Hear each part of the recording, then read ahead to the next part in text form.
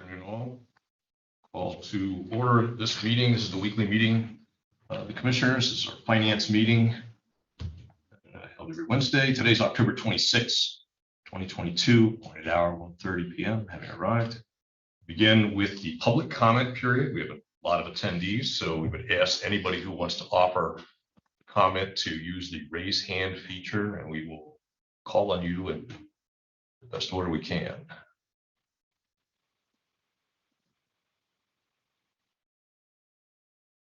We'll give that a few minutes because I know that there can be some latency in the communications. Nothing? Nobody yet. Okay. So far, we have no one indicating interest in speaking. So we'll give this about 20 more seconds and then we're going to move along. So when I offer comment, this is your really the one and only time that's carved out on the agenda for it. So.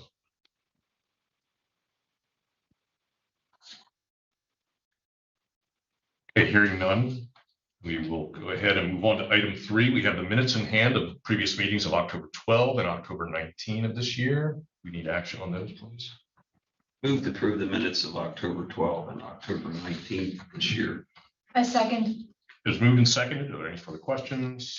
Not. We all in favor indicate by saying aye. Aye. Motion carries. All right. Okay, that moves us to item 4, our topics of discussion today. We have 2. We'll begin with the first one listed on the agenda, probably the larger of the 2, but this is the discussion and possible approval of the recommendations. And this is for the infrastructure category of the county's grant program tied to the American Rescue Act monies that were distributed to the county this year. So with that, whatever presentation, we have Toby Fowler, our coordinator with Rockland Consulting, and we have Stacy Snyder, our COO. I'm not sure who's planning on presenting, but Well, I will say that we, because Toby is on Zoom, we didn't have an opportunity to talk. So Toby, if you have anything to share, I'll give you that opportunity. And then I can certainly share some thoughts as well. And then also Kirk Stoner is here Sure. to answer any questions. Sure. So Kirk was the subject matter expert lead for this area, and he and his team worked together to review, score, and set up a recommendation set of projects in this category. And there is a 22 projects being brought forward and recommended in this category for infrastructure. Many of these projects are this set of grant funds, and many of these projects are partial awards toward the projects, with an expectation that many of the recommended grantees would pull other resources together, local funds, and other funding sources to achieve their projects. Stacy, if you have comments on it as well. Yeah, I don't really think I have anything to share beyond that, other than just as a reminder for anybody that is with us today that wasn't with us 2 weeks ago, that we had subject matter experts for each of the categories. And that each expert, in this instance, Kirk Stoner, Director of Planning, drafted other members who were also experts in the area to review all of those. So each subject matter expert group is bringing forward those recommendations based on their experience and knowledge. And Kirk, I don't know if, because you were the subject matter expert lead, if you have any comments on this set of projects that are being recommended. Sure. So commissioners, we had 75 applications in this subject area for a total of $57 million. So just the subject area, assume the entire 49 million we had available. Look through all the applications. It's a very difficult category. All the applications were were competitive, some more so than others. There were some projects in here. There's some nonprofits and some others that were in the infrastructure category that should have been placed somewhere else, so they were moved to other categories. There were some other projects in here too that like the library system was another one where we could move some of those that were originally in infrastructure. So it's kind of a catch-all category for somebody, but those ones that needed to be in a different category were moved. Really, the three criteria that were used to look at these projects were the sustainability of the project after the grant award. So I think their guidance started this, it wasn't a one-time award. And then after the grant period, the project, whatever it may be, would die. Local match availability was big. You know, we had some local match standards that were set up. And also project impact, you know, how big of the impact it's going to be. When you look at infrastructure too, I think one of the other issues that made, you know, that's very challenging is that when you look at infrastructure, especially like sewer and water or stormwater, it's tough to say this sewer and water is more important than that sewer and water. This stormwater is somehow better than the other stormwater. So we looked over it. I think you can see by some of the recommended awards, there are partial awards. And I think those partial awards reflect attempt to try and spread the money out and capture as many of those applicants as we can so that we don't have a select set. I mean, if you look at $7.3 million, you could look and probably award that to 2 or 3 applicants here, and that would be it. So there was an attempt made that, or there are opportunities to do partial awards so we can better spread that funding over a wider geographic audience and across our municipalities. So you have the documents in front of you. I'll leave it at that. If there's questions I can answer for you from subject matter expert side, we can do that. Any questions, comments, or alterations the board wants to see? Definitely entertain those. One other comment I'll add to Kirk's comments is that application quality, quality of the projects, and the overall technical quality of the projects as presented in the applications was, you know, given pretty strong consideration in the scoring process here as well.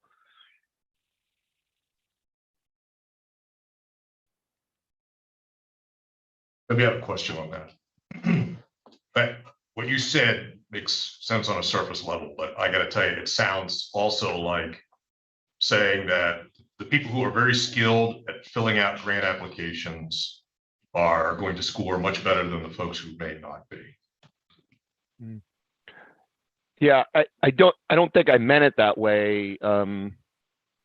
It's more about the way the projects ended up being described and their completeness, their readiness for moving them forward, and the overall technical ability of the applicant to be able to advance the project and, you know, deliver on the schedule that was proposed is really, I think, the criteria. There were some applications in this area that were just a few words. There were some applications in this area that just described, you know, in less than a sentence. I would even call it less than a sentence. You know, they were applying for money for stormwater or applying for money for something else and never really described their project or provided any basis for their project at all.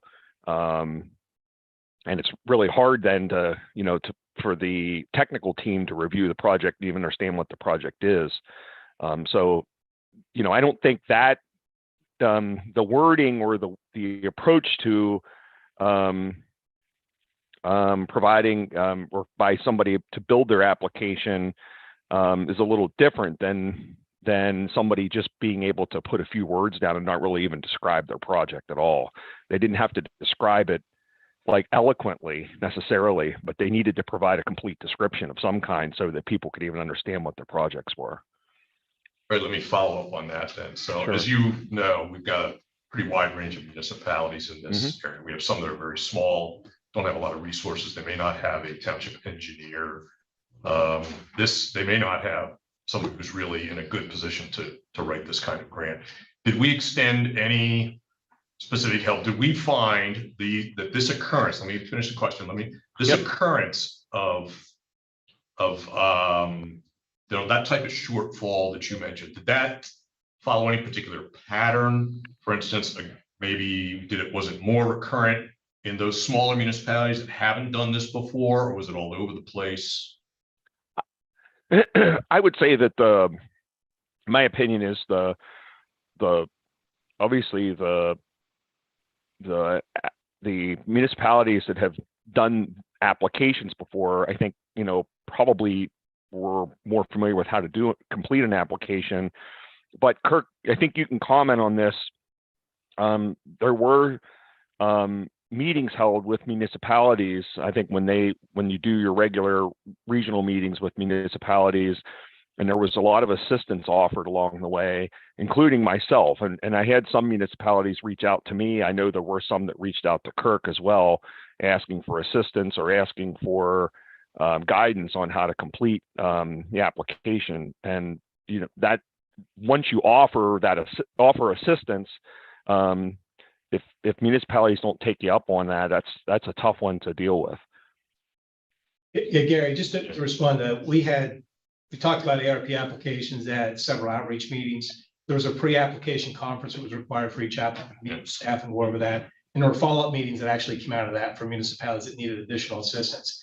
I can think of several municipalities that are smaller municipalities that you may not think that have the horsepower to do something like this, that banded together, met with us several times, and our applications showed it. You can see the level of effort was there. Other municipalities maybe did a very quick pre-application meeting, didn't hear from them to the end, and I think their application quality showed. So I wouldn't see that there's a discrepancy between municipality size, that smaller municipalities, applications were weaker than larger municipalities. I think the municipalities that really put forth a true effort, all the applications across the board were reflected with a good effort.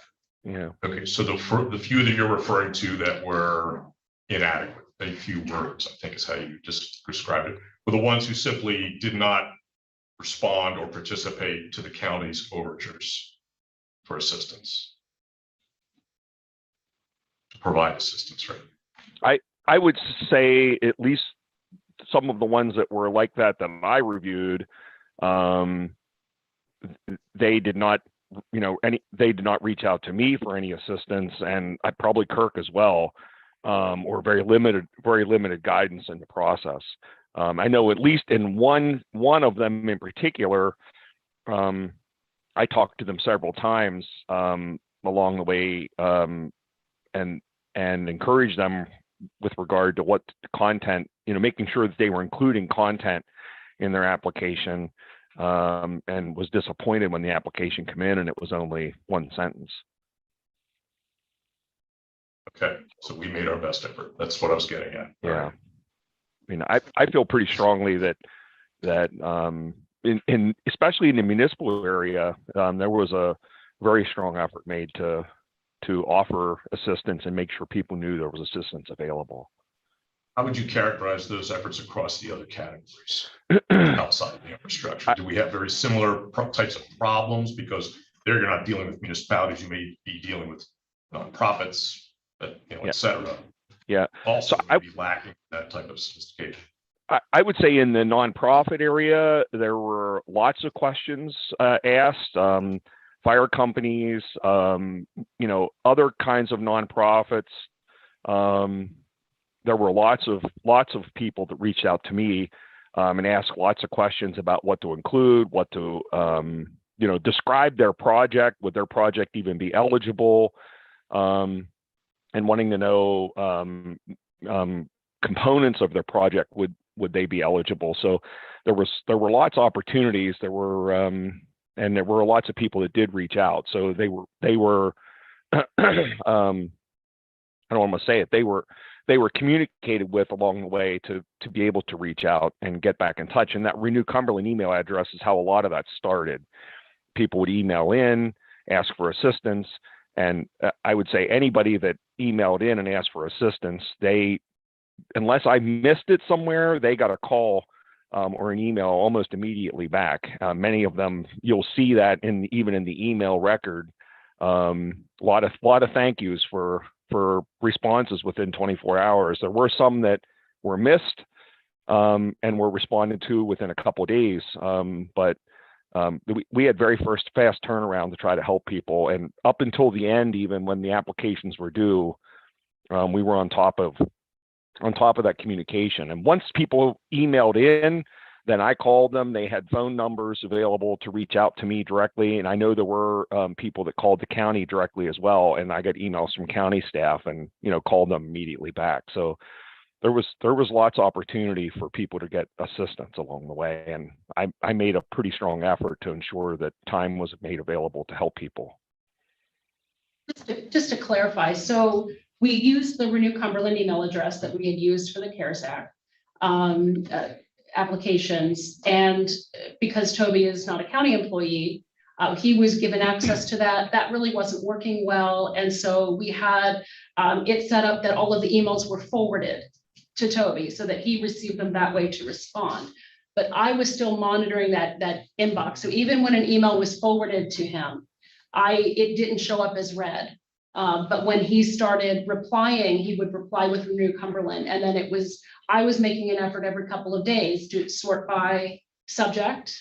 And then I was comparing. And so we were in communication with one another. And if there was somebody that I saw that I didn't have a response, I was sending him screenshots. I know that's probably bringing back some bad memories. Yep. No, but I would send screenshots of the inbox so that we would make sure that we didn't lose anybody in that transfer process. Yeah, I think that whole system worked pretty good. There were several sets of eyes on it the whole time. Yeah, you had mentioned months ago, there was a lot of interaction with municipalities. And I don't mean to put Ray or Corey on the spot. Have you found your dealings with the county staff acceptable through this grant process? Yeah, I'd say, there were outreach meetings, there were some communication and emails. We did what we would call a pre-con meeting, a pre-meeting. We had a couple of thoughts and some stuff, and it was like, not sure if that's gonna fit it. Maybe this will. And so we really did spend a lot of time on the due diligence. County was always available, but it was a topic. We got several emails, and some of the meetings we had also on a quarterly basis, a reminder. We've got deadlines and so forth. So very open communication at the county level, the Kirk's department. Yeah, absolutely. I'll echo what Ray said and what you've heard. County's been phenomenal to work with. They saw the process from the very beginning as a potential partner, helped us through and answer any questions, provided technical guidance and assistance to us. So can't say anything ill against what the county's done. The county's been tremendous from the very start. So Yeah. So just so I'm clear, you both are shortlisted as yeses on this process.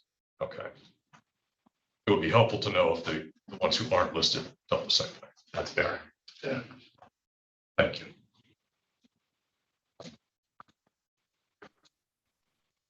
Kirk, I have anybody, I have a question on the Central PA Conservancy request. What's the long-term plan there? Should be a permanent preservation of it's 900 acres total. 550 acres of that would be in Cumberland County. Be long-term, that would likely be eventually added to the state forest, Pennsylvania State Forest. And I've got additional information on that I can share. I'm actually the applicant, so I do have maps I can pass out to the commissioners of the land. So this is not all in Cumberland County. No, there's a part in York County. Or are they York County providing? is providing some assistance as well. They are. We're currently in their open space grant process. And how much is the open space grant from York County? What's the application for? They have a max grant of $100,000. We're hoping that we may be able to get more from them. And what's the acreage in Cumberland County versus the acreage in York, please? It's 546 in Cumberland, 369 in York. And the access point, which when you see this, is right on the Franklin Township, York County line, but it immediately jumps into Cumberland County. So I'll pass this. You said how much is the York County grant? 100,000 is the max that they have and that you're allowed to submit for.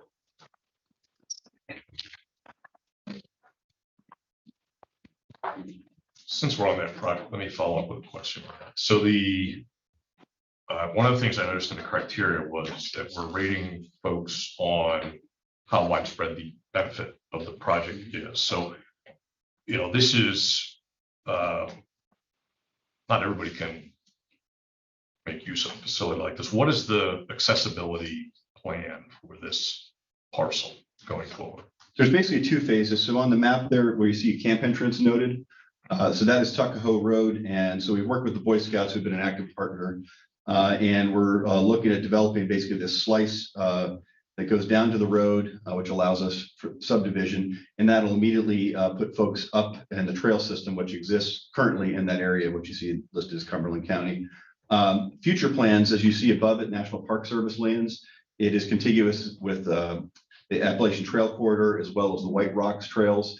And so we've been in discussion with some of the folks, the White Rock Civics Organization, about potentially expanding some trailhead there, as well as contact with National Park Service about potentially opening up different trailheads on the Cumberland side as well. Is there funding available for this? Those would be future funding requests. First step is get the acquisition and then.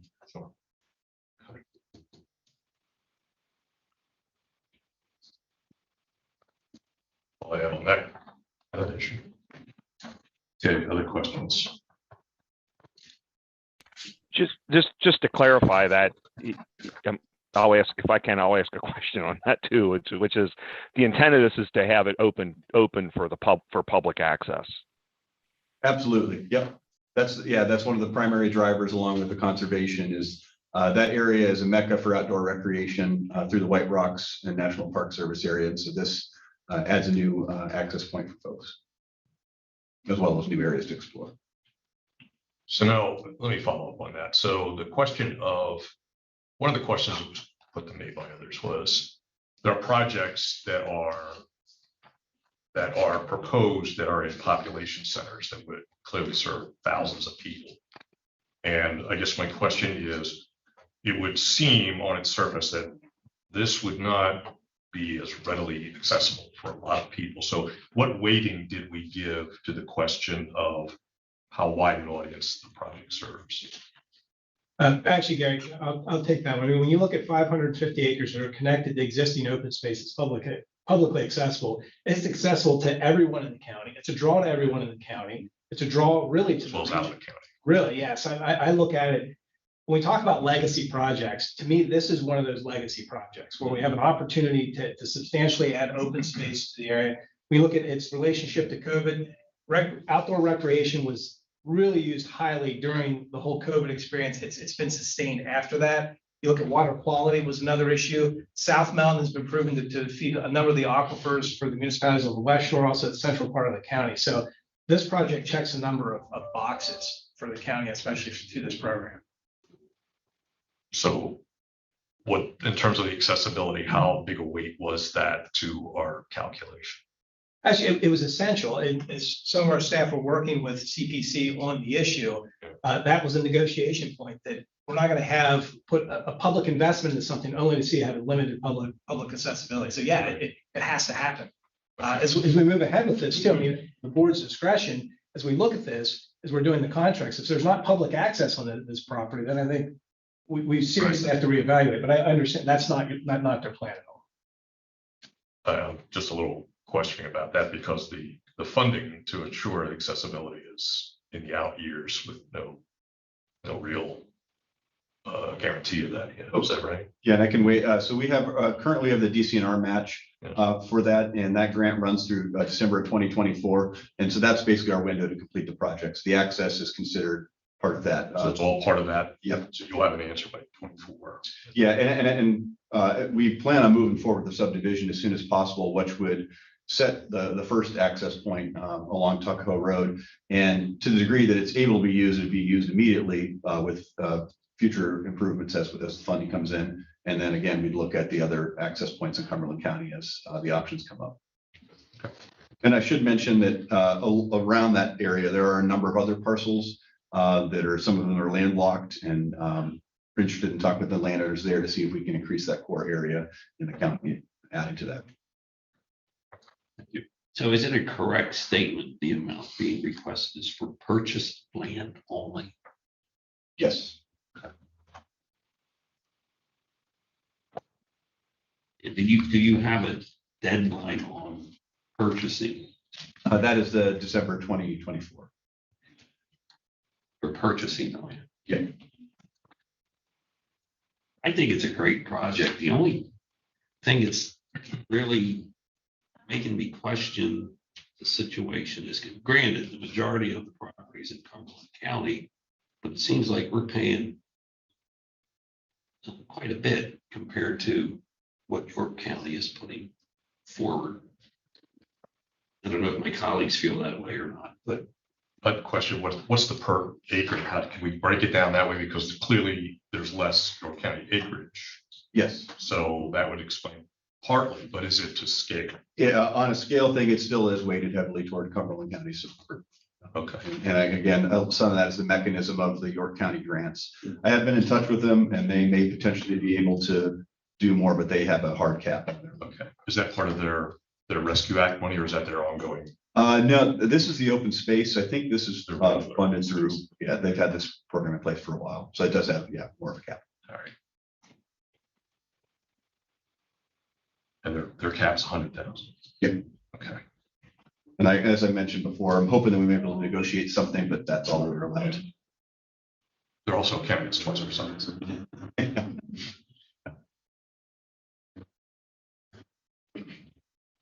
But we are glad they're paying attention to whether we're candidates. And I should mention, we just got a letter of support from Franklin Township. So we have South Middleton and Monroe already on board. So that was the last piece of that municipality puzzle. That's a letter of support for the grant. Yep. Okay. As well as the access too, because that was a key point. It's been noted that access is essential for this project to move forward. All right. All right, other questions?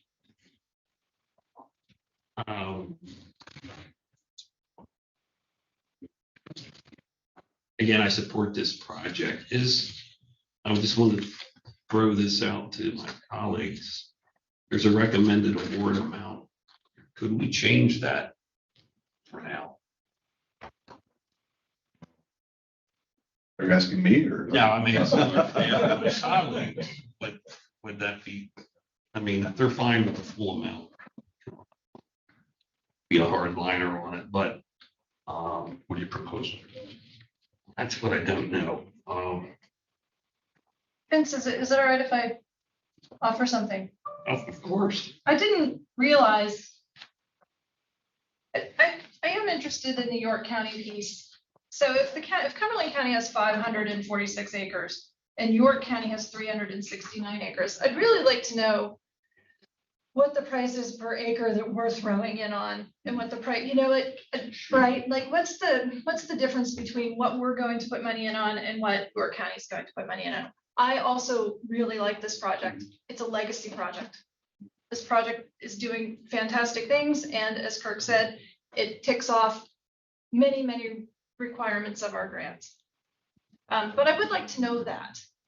I don't have that readily available. I can calculate that here in the next few minutes. I think that's fine.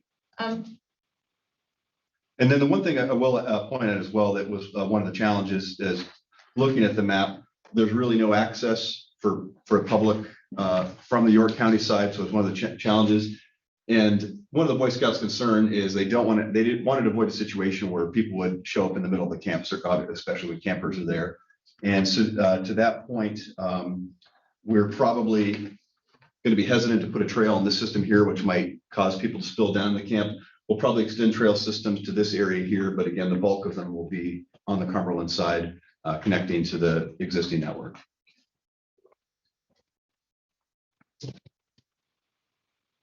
Does this project close up a gap in the existing network?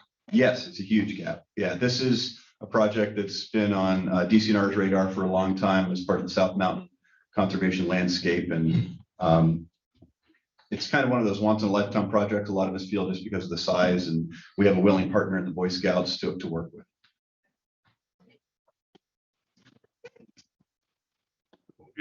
York County is funding this out of their ongoing open space allocations. Kirk, what's the nature of our commitment to open space? And I don't mean farmland, because that's not accessible. Land partnerships, is that our only open space preservation program? Yes. It is. Okay. And what's the financial position of that? Depends based on the price of natural gas. It's a little roller coaster ride here, but in the 200,000 each year. 100,000 a year. Okay. Is there is that handled on an annual basis? There's no long-term, plans for acquisition or anything? For land partnerships? Yes. Yeah, they're annual awards. So it's one bite at a time. Correct. Okay. All right. So I'm sorry, is the total cost of the land 2.125 million? We're estimating about 2,340,000. If the parcels up there, we're going to require a lot of work with surveying and some legal work. There's a lot of maps that don't line up from the respective counties and the townships. So we've buffered in some extra expense for that.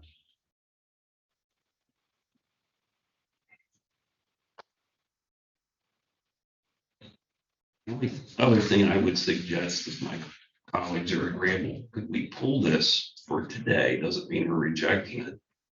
But maybe we could get some more help from York County. That's a possibility. We still look into it. You said they've maxed out on the request. They granted the maximum out. Well, they haven't granted it yet. They're not making their decision until December. But Ann Walco is the senior planner that we've been working with there. Okay.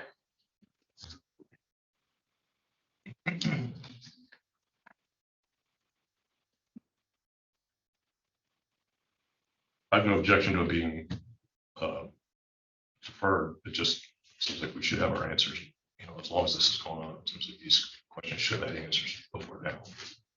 So I think it's, on its face, it's great. But, and I've said for a long time that I don't think we do enough of our preservation for woodlands and even meadows. It's kind of all tilted toward farms. So, and we don't have, other than the state forest, we don't have a huge amount of forest here. And it's one of those areas that really does provide some of the environmental benefits that other preservation projects do not. So it has a certain appeal in that regard.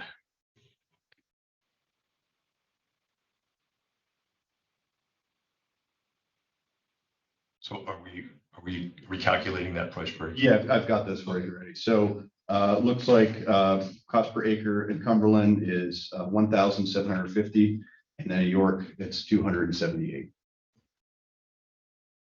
278? Yeah. Versus 1,750. Again, but Really one-sided.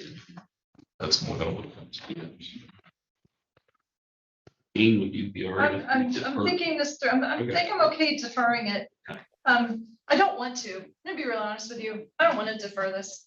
I really like this project. Like I said, it's a legacy project, and I want to be very firm in this comment. Our staff has done the due diligence on this. There's no way around it. We have been involved in this for over a year now. So I know our staff has done the due diligence. I am concerned that we are top heavy on this. So I would like the opportunity to take another look at it. But I'm not saying that I'm against it. Okay, I think deferring it as Vid says is the correct word. Yes, it's not a rejection. Correct. and I'm happy to follow up with any information or facilitate any conversations that are needed. And I certainly don't want to hold up, right? So our municipalities are in their budget season, and I do not want to hold up everything else that's on here, right?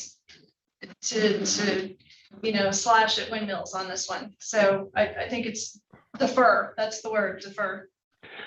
Can I ask a quick question? Because I didn't quite understand the per acre numbers that were given, like so much per acre in Cumberland versus so much per acre in York. I would think that if you have a total purchase price for the whole property, it would be so much per acre for each of the properties. And then it's what's the contribution from each county. So I'm not sure what you were presenting there, what the So calculation. basically, I took the total acreage in each county and then divided what the grant request, or divided by the grant request. Okay. So it's So it's just just- the public contribution. It's just county contribution per acre is what you're suggesting. Right. Okay. In that county. Okay. We're paying 1,750 per acre versus 278. Okay, yeah.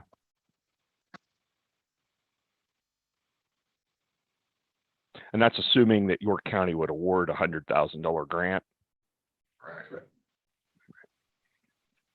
DCNR has already, or DCNR grant on that. We've received $1,107,000. That's the other big piece, you're trying to get all the funding sources together to make sure there's a gap that is closed. So I think as we talk about this, if it's something we want to have more correspondence with York County, we can. We need to keep working with the applicant to see how the various contributions add up, to see what the gap is, and then see if we can meet our schedule, which comes into play with these You know, funds. which- Yeah. Yeah, and so if we defer this today, are we jeopardizing the DCNR grant? No, the DC, like I say, the DCNR grant's been awarded. So right now we're trying to secure the match on that.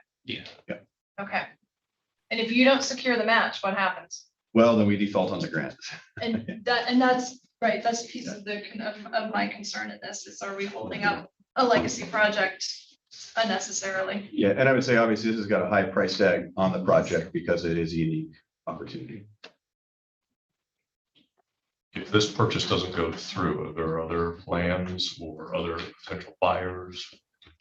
I mean, we're obviously we'll be looking around for any other sources, but one of the challenges, of course, as we're talking about right now, it's really hard to secure funds at that level. So that's the big challenge. The other concern would be the Boy Scouts and a timeline of them needing to sell to meet their obligations.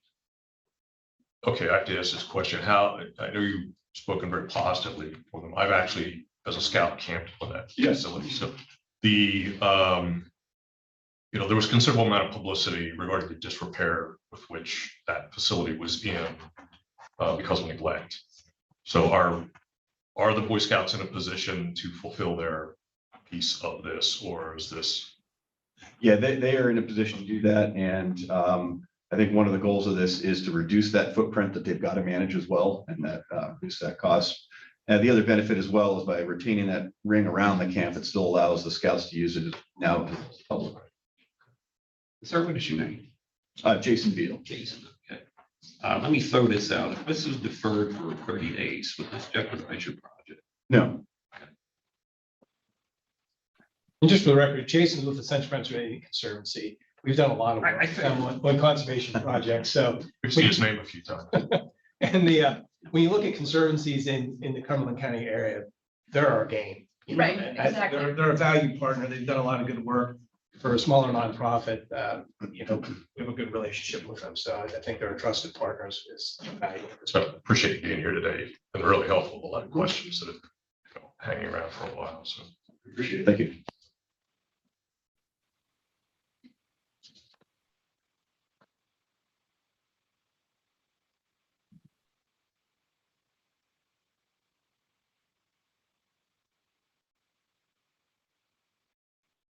For me, I have no other questions on any other applicants here.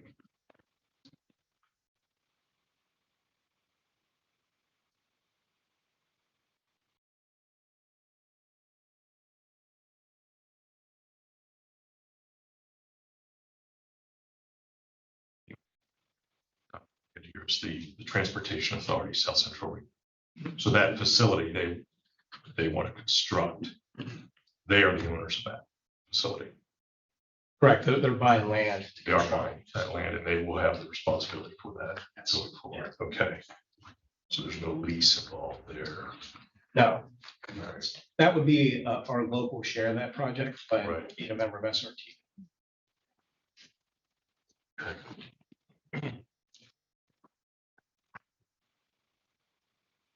Other questions?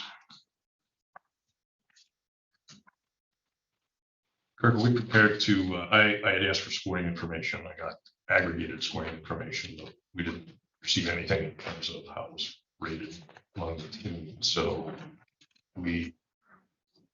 are we in a position to respond to applicants who are not awarded in terms of if they question the scoring process?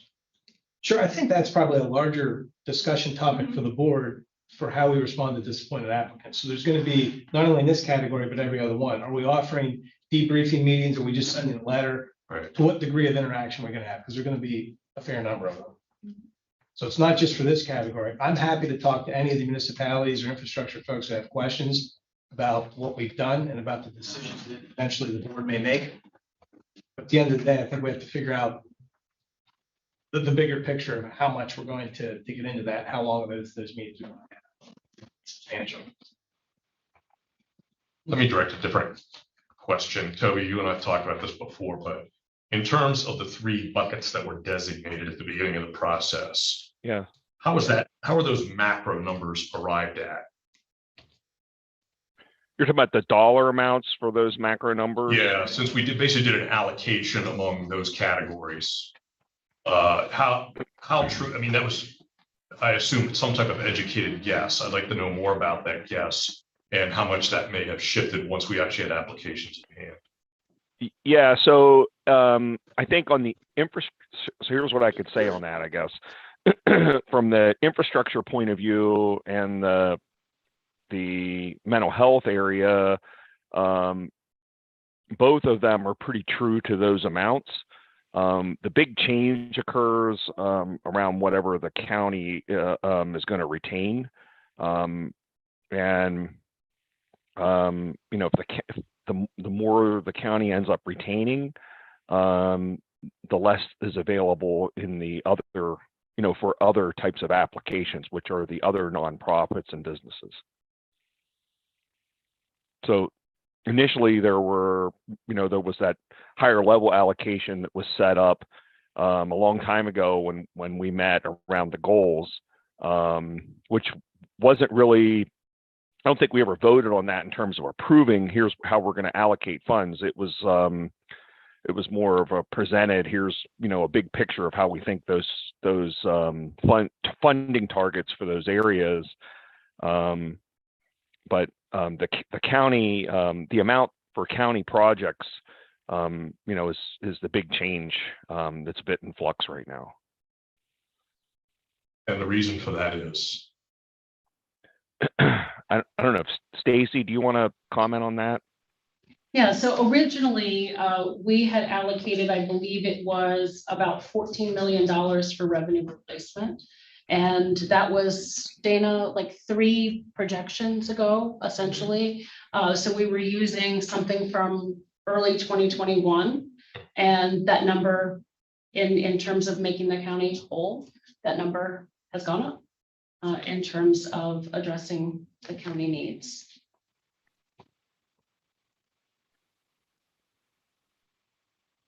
We have not voted on that bucket yet. Right. We have not. Well, if we vote on all the other buckets, we're not going to have a lot of flexibility to change the last one. I think we do. If I have been listening to Toby and Kirk and Stacy accurately throughout this entire procedure, and Stacy, please correct me if I am incorrect. We could end up with some contingency funds as we move through this, where we can go back and re-examine things. Okay. Right now, we have approximately, based on the full set of recommendations, about $2 million set aside as a true contingency. And, you know, as, you know, we speak with awardees, you know, it is not a given that they will, you know, they might have received a grant from someone else or have decided to change their project in some way. And so that amount could grow. Our projections are obviously ever changing. So we may make a change to that recommendation, of course.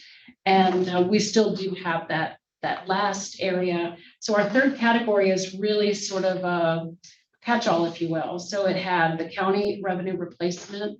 It had some feasibility studies for county facilities and any future county facilities. And it also had any nonprofit or business that really didn't fit in either the mental health, physical health, or in the infrastructure categories. And so that's still in play as well. And if I'm remembering correctly, we voted on the categories and we voted on the amounts in the buckets. We voted on the categories. What was included at the time was the rough sketch of what we envisioned those amounts being. And I think that if memory serves, it was somewhere, the two categories that the one you have in front of you today, the one you had in front of you 2 weeks ago, we believe they would mostly be about the same amount in terms of what we would recommend. And that has come to pass, slightly less than what we had originally envisioned, but again, that was several projections ago.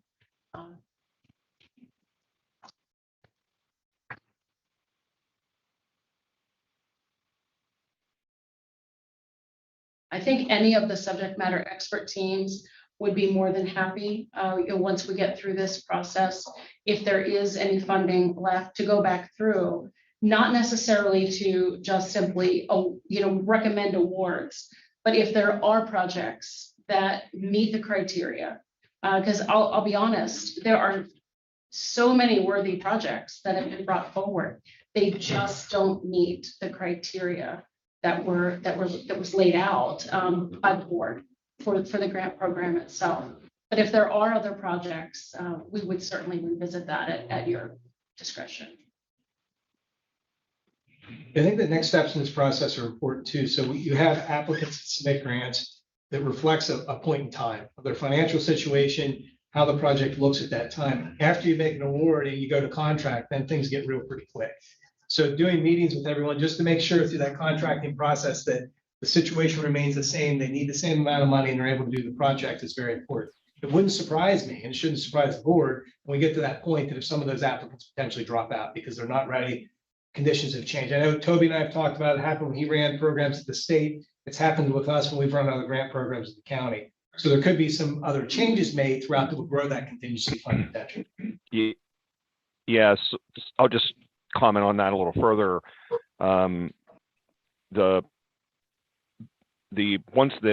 If projects get selected today, initial award letters would be sent out. Drafts of contracts would be sent out for them to go to review contract language, and then they can see the actual contract language. And there's a whole bunch of reasons why they may reject things in that contract stuff. But I was proposing that we schedule meetings with each of those individual awarded projects and sit down and talk through their projects, talk through the reporting criteria, talk through the performance metrics that the county is going to be looking for them to be able to report on, and ensure that their projects are truly ready to go, that they have all their funding, or for the ones that get partial awards, that they can get the remaining funding, or have the ability to come up with the remaining funding to be able to complete their project, can advance the project. And then if anything would change through those meetings, and there would be any concerns raised in those meetings, I would anticipate that those projects would be brought back, for further consideration, whether they end up being pulled potentially, or if the applicant decides to drop out after that fact. So just because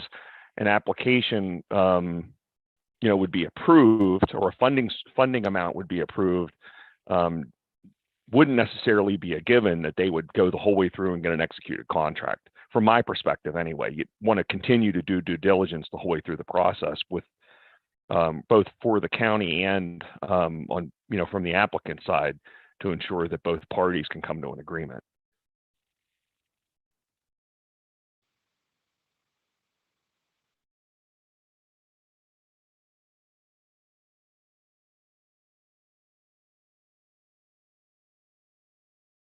Other questions? And one more comment I'll make just really quickly on that to reinforce it. From the beginning, when we first started talking about when ARP funding became available, and I think we first started talking about having this kind of a grant program, it was important to all three of you as commissioners and to the county staff that there be accountability and the ability to track performance of projects and ensure that there's long-term value associated with these projects. And there is really strong performance metric tracking that is going to be put in place, or would be put in place with each grantee. to ensure that those projects are going to deliver.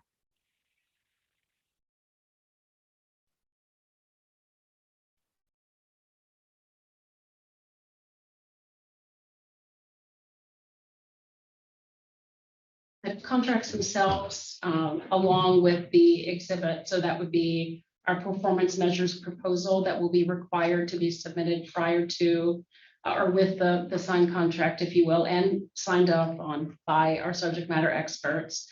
The progress report that will be due quarterly, as well as the financial reporting tool, which would be required along with, as a reimbursement request, along with any invoices. That will all come forward tomorrow. Our solicitor will be presenting that to you for approval, along with the final language for the award letter.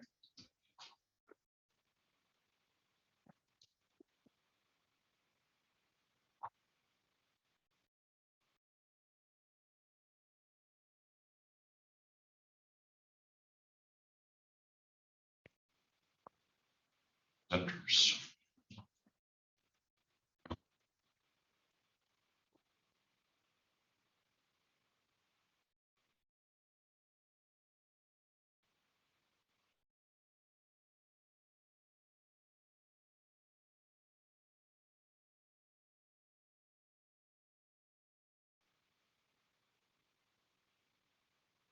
We have one project here that's been suggested to be deferred. Or any alterations to any of the others?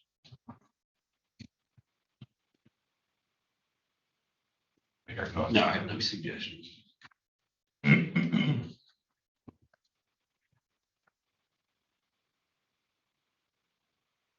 So we entertain a motion.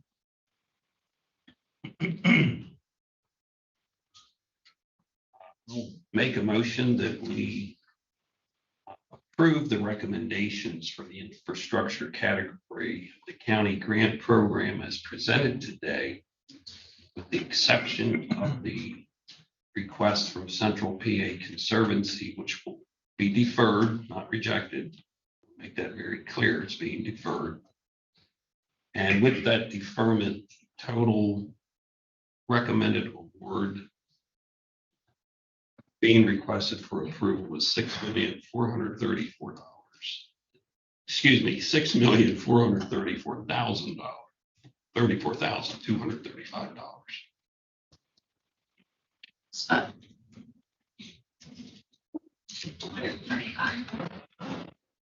Maybe I will pull my motion, make another motion.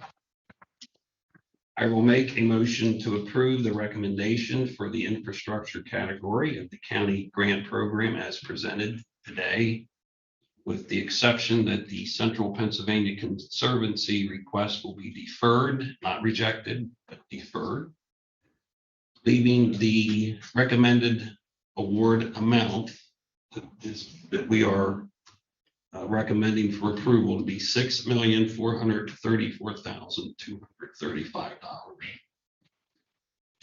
Commissioner, may I amend your motion?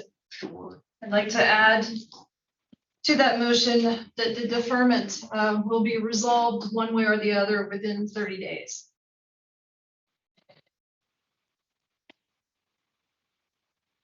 Say resolved within 30 days.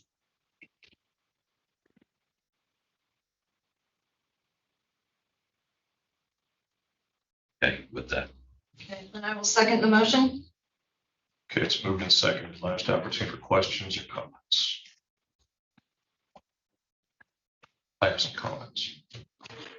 I have to tell you, I really struggled with this. For being so late in the process, I just think there's way too many questions. There has been, I was happy to vote for the first portion of this on the mental health side because the urgency involving timing was proven and the need is so great.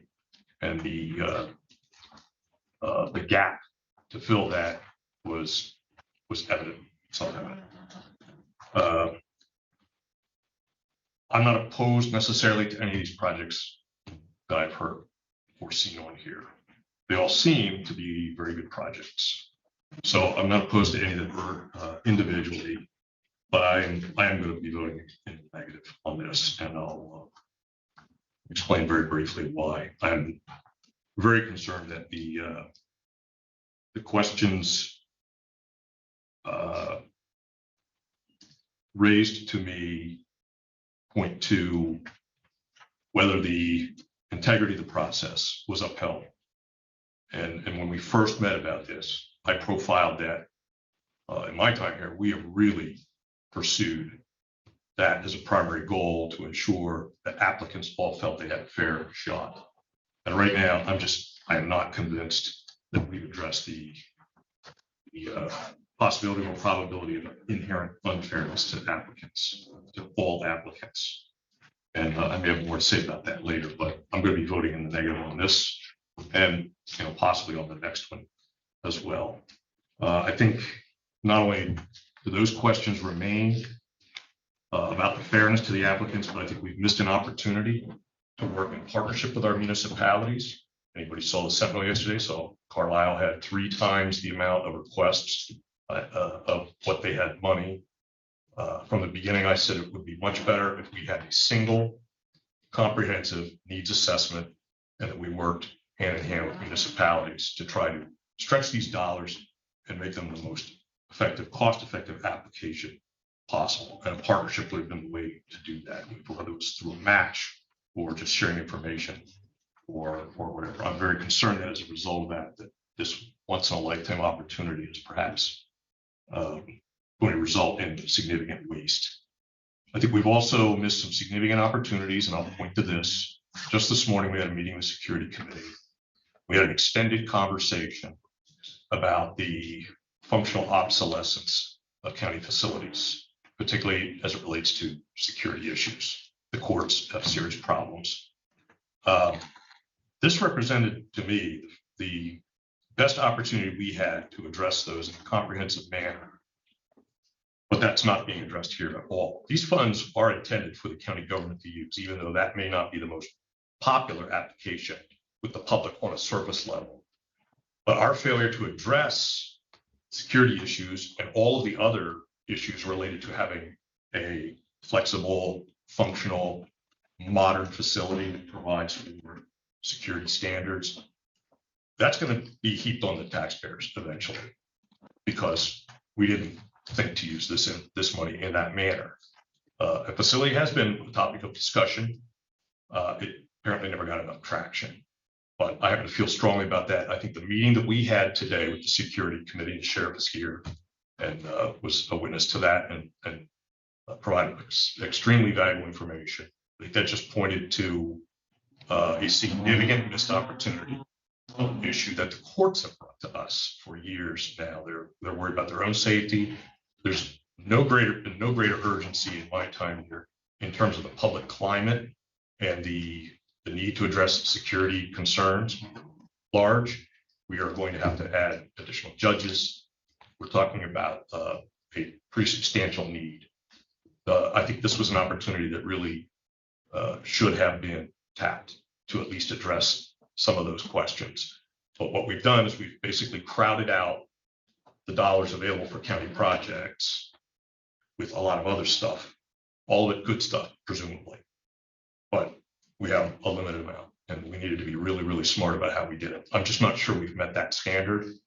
I want to be clear here. I applaud the staff for what they've done. I think they have done an excellent job of making, as the proverbial statement, making lemonade out of lemons. I think this, there are enough questions from information I've gotten both inside and outside the organization as to whether this was pursued in a manner that really should give us the confidence that we've done the best we can do by our public. So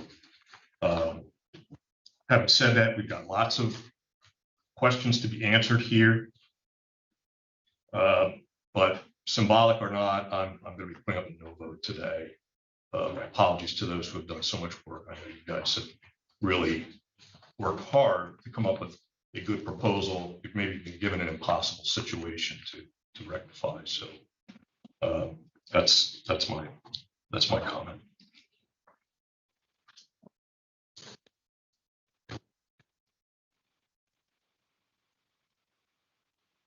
We have a motion. We have a second. All in favor indicate by saying aye. Aye. I have a further comment. It is too bad that this conversation was not had in the past year and a quarter. And I really take umbrage to this question of integrity. It is a slander to every employee who worked on this project. Calling out people's integrity, calling out the integrity of the process is a serious, serious accusation. You may have made reasonable points regarding the use of this money, but bringing them up at the final hour is not a reasonable approach. We have a vote on the floor. My vote is yes. My response is all these issues were discussed before. I outlined on day one what I thought the process of integrity was. I have no idea what you're talking And then it about. would, of course, you don't listen. I So have it no would idea mirror what exactly you're what we've done with talking land partnerships, tourism grants, and a whole range of grants. So that was not followed. And we had a cosmetic process and we had an actual process. So. I'm sorry that we ever took it to a vote. I mean, we took this to a vote a year and a quarter ago, and I believe that vote was unanimous at that time. There was a directional concept Took it put to a forward. Vote. And we voted on the directional concept, but every process, if you know anything about processes, are subject to That's a refinement personal and attack on me. modification. I'm asking, I'm just Personal framing it up. Attack on me. Everything is, isn't it? So It's a the, personal attack on me. You have made a slanderous comment towards every employee that worked on this. no, I've not. I've That's my complimented point them. too. I said that they have, Integrity. given the framework they had to work within. You can take from Integrity. that what that means. I take your words. I've taken your words. Well, I've enunciated these before and You will not I can change do my so. mind on this. I'm not, So I you don't can intend to talk change it. I all said, you want. I said this is probably a symbolic vote. It's clear that It's you too two bad. have been very hands-on in this process, so. Now you've slandered whoever the you two are. Mhm. Or you have. And you've done it in a public meeting. I'm a public official. I I know apologize. you seem to have a lot of authority to do whatever you want. As a public official, I report to the public, okay? We are here to be the eyes and ears of the public. We are. So We are here to be the eyes and ears of the public. Right. But not to slander. you use that term way too loosely. I do Okay. not. All right, we will vote on the motion. We did vote on the motion. Okay, 2 aye, 1 no.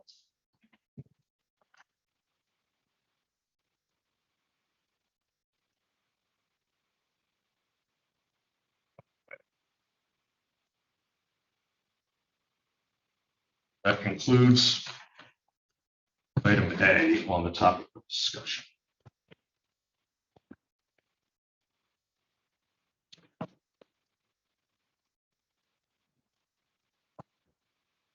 Item B is the Crisis Intervention Grant. This is Pennsylvania Department of Human Services. And I believe you're here to address this question.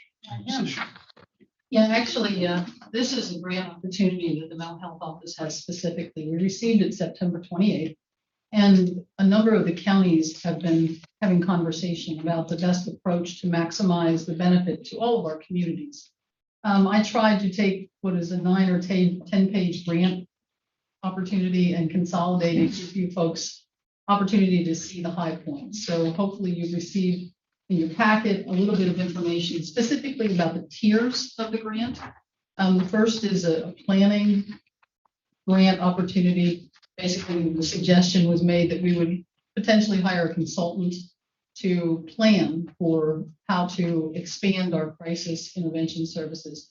As you folks probably remember hearing me talk about, in 2021, SAMHSA, federal government, came out with best practice guidelines for all crisis programs. In the grant proposal, the state is laying out the expectations that all counties will align with the federal standards by 2028. So you can quickly see for us, we want to maximize this grant opportunity. So planning grants, the first tier, $175,000. The second tier is mobile crisis teams. Our county crisis operated by Penn State Holy Spirit already does have a mobile component. Could it be strengthened to align more strongly with the new SAMHSA best practice guidelines? Absolutely. Under the best practice guidelines, the suggested model is that there would be a mental health professional, a clinician, and a person with lived experience who operate as a team to do mobile crisis outreach in the community. I would say currently operationally, often what occurs is law enforcement responds first. And then if they would like mobile crisis to respond, then crisis would respond. Under the new guidelines, the best practice guidelines suggest if the person is not thought to be a risk to hurt anyone, the crisis would respond. So it would be a healthcare response versus a first responder or a law enforcement response. We support that. We've been teaching crisis intervention teams to our law enforcement officers in the last couple of years. They would welcome that. We welcome that. Obviously, if safety is a concern, then we would have a law enforcement response first. Anyway, that's the mobile crisis tier of the grant opportunity. And then the third part of the grant opportunity is a larger grant opportunity, and it's for a walk-in center. Now, there are certain caveats in the grant proposal. One is that law enforcement would have their own separate entrance, so they could quickly drop a person off. The other piece to the new SAMHSA guidelines is that they would not be able to reject, and they would literally have to accept every person that is brought in. So, there are certain things that we are looking at, assessing, as well as having conversation with all of our surrounding counties. Last week, I met with Kyle Snyder from Holy Spirit Hospital, as well as some of his senior leadership team. We looked at Penn State Holy Spirit as a possible option. I will share that this grant opportunity seems to be moving a lot. Later in the week, I had a conversation with my counterpart in Dauphin County, and they have identified a possible site in Dauphin County that is a county-owned building, which may have a lot of advantages to it. It's already got a lot of the necessary pieces infrastructure-wise. So the building itself would not need a lot of renovation. It already locks. So there are a lot of pieces of it that are already in existence. In the meantime, we've also reached out to York County because right here where we are located, our crisis program sees a lot of Dauphin County citizens as well as a lot of York County citizens. So it's, I think, prudent that we're having these conversations of how to maximize the benefit. Of course, we all know too, healthcare is all about networks and insurance. So, it can't be just exclusively for our county because operationally people can go to whatever hospital they need. And sometimes our hospitals go on divert. So then when the hospital is already overloaded and they go on divert, then EMS are expected to take people to a different facility just so they can get the support they need. So we're walking through this weird, unusual season where we know we've had psychiatric patients waiting in emergency rooms throughout the course of the pandemic. It's been a serious issue. People have been waiting for days, children weeks, to find inpatient psychiatric beds. It's improved a bit in the past couple of months. But just to make sure that you had sort of what I thought was relevant information, I included some of our crisis numbers. So you can see the total number of people who have been served by crisis, as well as the total number of encounters. And that's stuff that we report to the state every year. Additionally, I took some time, our crisis tracks by insurance. So I added a picture to your information just to kind of give you an idea about the number of people that we see who maybe are opening county funded services, a very small number.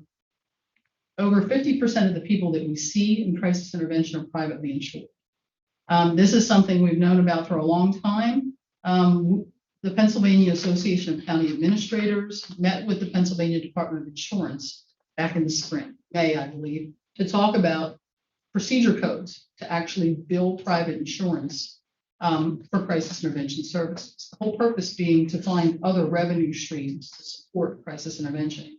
Currently, Medicaid supports crisis intervention and is largely county funded out of county-based dollars. The crisis budget this year is $2.4 million. So it's, I think it's important that we're looking at the possibility of other revenue streams and do what makes sense to support, I'm going to say, our region most effectively. I wanted to come and, make sure that you folks were apprised of this grant opportunity and answer any questions that you might have. Is this going to be a requirement? Is SAMHSA going to start, is SAMHSA requiring these things?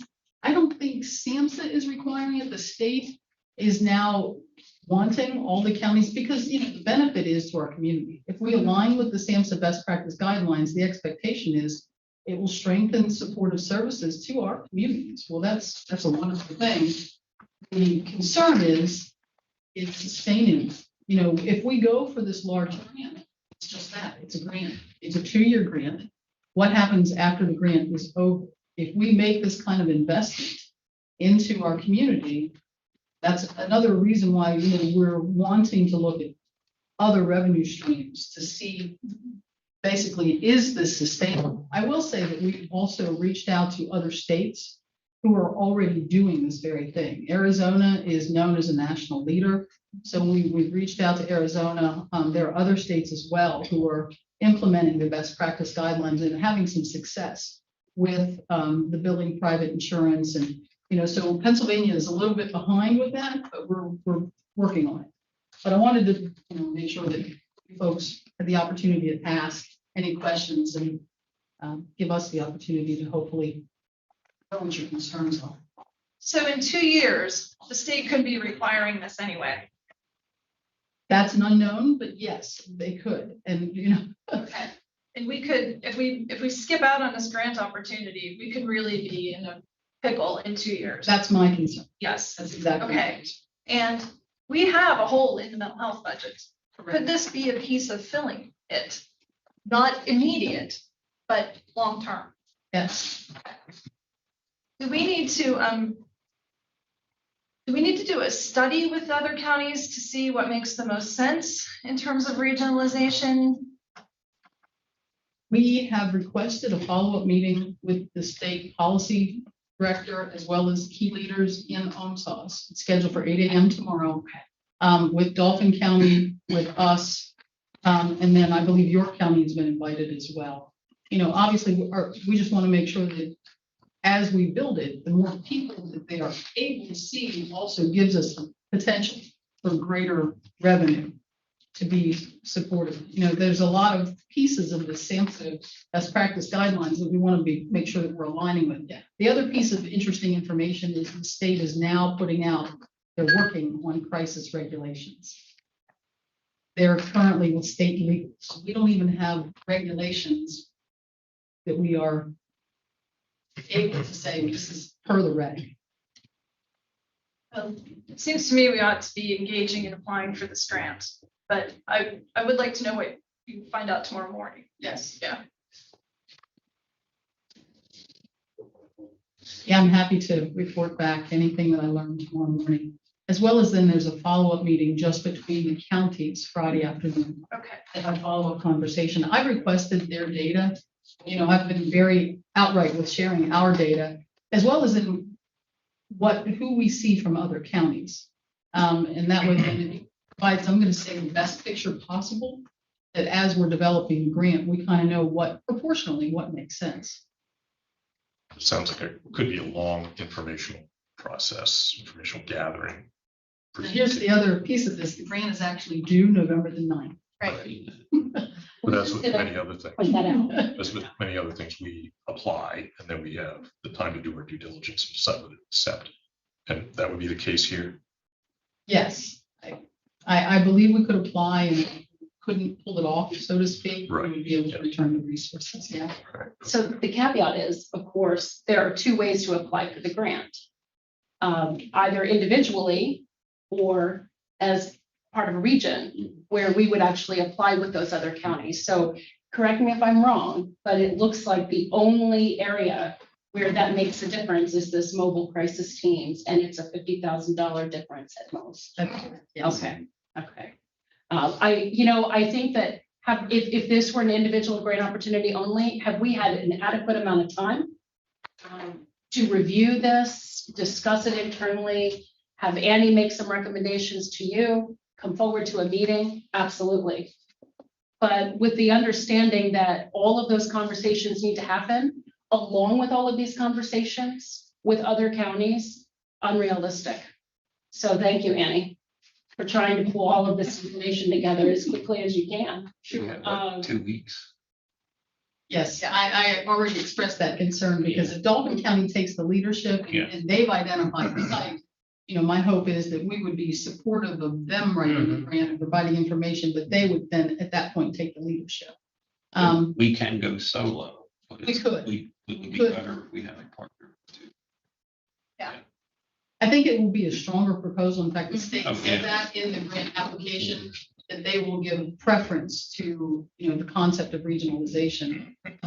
Part of it is that you have to be able to get to a person for mobile crisis outreach within 90 minutes. Of course, we all know we can be lots of places in central Pennsylvania within 90 minutes, so. Unless you're driving. What do you do? Yes. I'm with you. And there would be a requirement, if we go with regionalization, we'll coordinate with Annie. Each county involved in that grant proposal, if it moves in that direction, would have to provide a letter indicating, eyes wide open, that we understand and we are in for that. So we'll coordinate that, again, if that's the direction. Yes, as well as You the decide managed to go care in. company as well. That's something I think I failed to mention. The Medicaid aspect of our crisis budget is done through, they call it an alternative payment arrangement. Where basically we look at the number of people in our communities who are eligible for Medicaid, and then it's calculated proportionately based off of, say, that part of the population. So for us, about 30% of the crisis budget is funded through Medicaid. Looking at that equation. It's about, this year, it's about $700,000. So when do we need to do the direction? Actually, it's interesting, this grant, in terms of the grant, doesn't require Okay, commissioner's approval, Okay. but I'm uncomfortable with having you folks, be out of the loop. So, I guess, as I learn more information, I will share what direction we believe is going to be best to support our community. And then you folks, We won't necessarily need a formal vote, just a consensus to Yes. proceed. In a certain direction. All right. thanks, Annie. Do you want that in a motion or just Today, this was really just information? information Okay.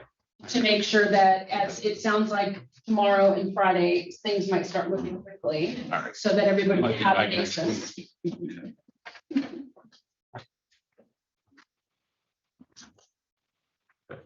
Is everything for you? Is it? I'm good. Okay. All right, thank you. Okay. All right, that concludes item 4, brings us to item 5, additional business. Okay, Anna?